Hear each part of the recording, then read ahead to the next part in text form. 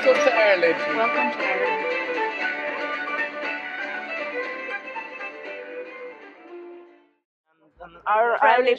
Friendly people. Irish are really friendly. They are happy people. 有一次我呢度個 host family 帶咗我去蛙艇啦，咁呢度啲人見到我係亞洲人，其實佢哋都會即係望我多幾眼，咁我就同佢哋講 Hey how's it going？ 跟住之後佢哋都會即係繼續同我傾偈啊，好 friendly 咁樣喺個河嗰度傾偈，咁好開心。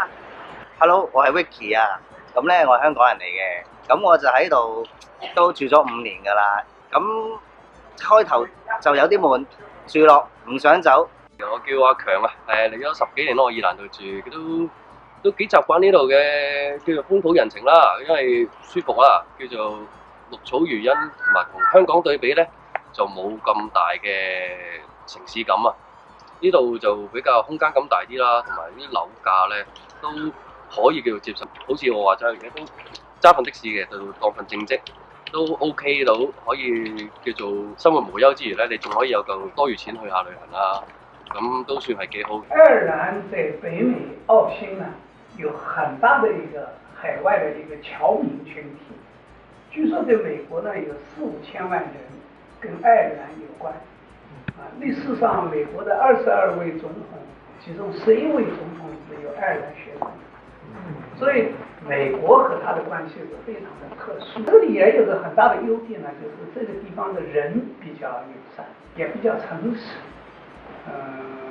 这个是一个。再一个呢，社会治安的环境比较好，这里也没有发现非常严重的社会治安问题。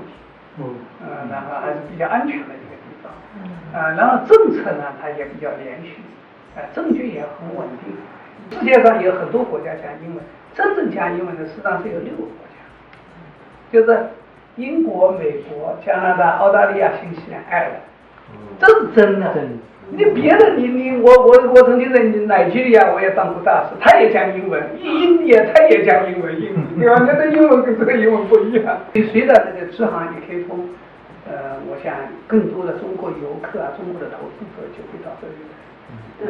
然后中美关系呢，现在也是属于历史上最好的时期，也是发展最快的时期，所以我是非常的幸运在这里当大使的呀，并且我相信今后会更好。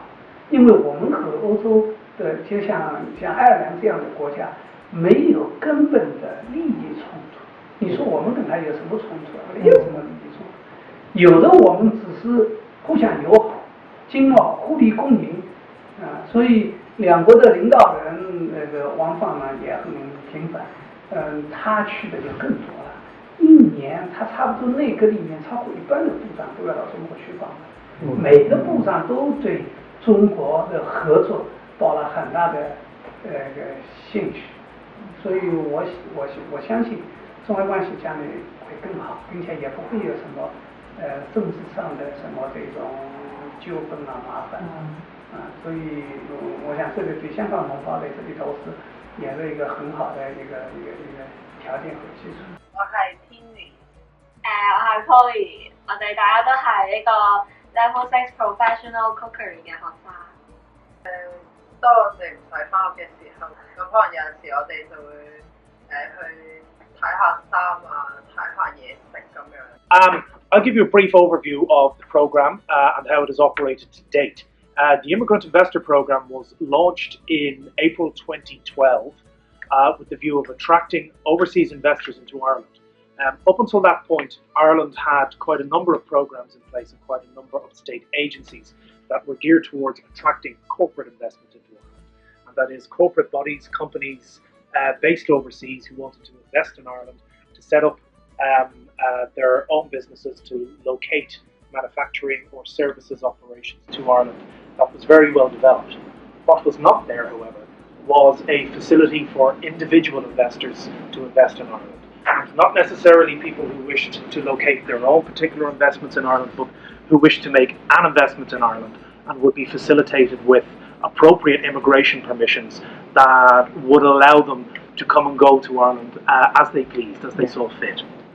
So we have been toying with this idea for some time, and we finally got government approval for this at the beginning of 2012, and the program was launched in April 2012.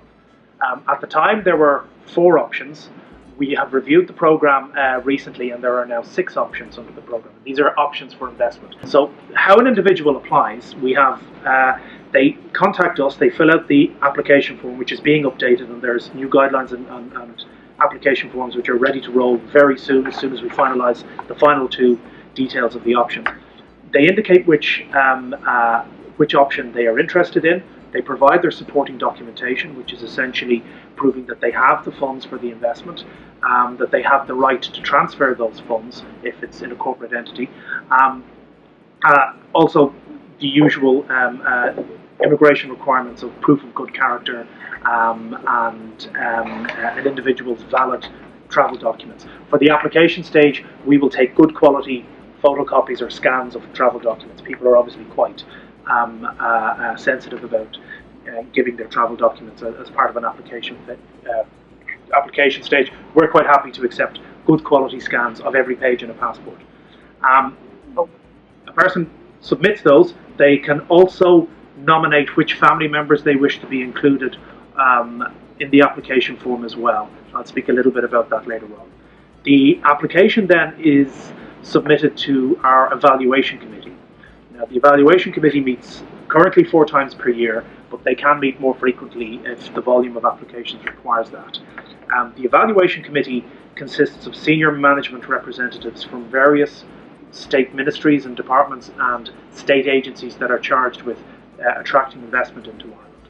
So at present, the Department of Justice is represented on it by our Director General, who also chairs the group. There are also representatives from our Department of Jobs, Enterprise and Innovation, or Labour and Enterprise Ministry, the Department of Foreign Affairs and Trade, the Department of Finance is also represented, and 2 key state agencies as well, the Industrial Development Authority, the IDA, and Enterprise Ireland. So that membership are circulated with the details of all the applications, and the meetings then determine, they deliberate on the applications, and they will make a formal recommendation to the Minister as to whether a person should be admitted under the programme or otherwise. It is ultimately the Minister who makes the decision based on the recommendation.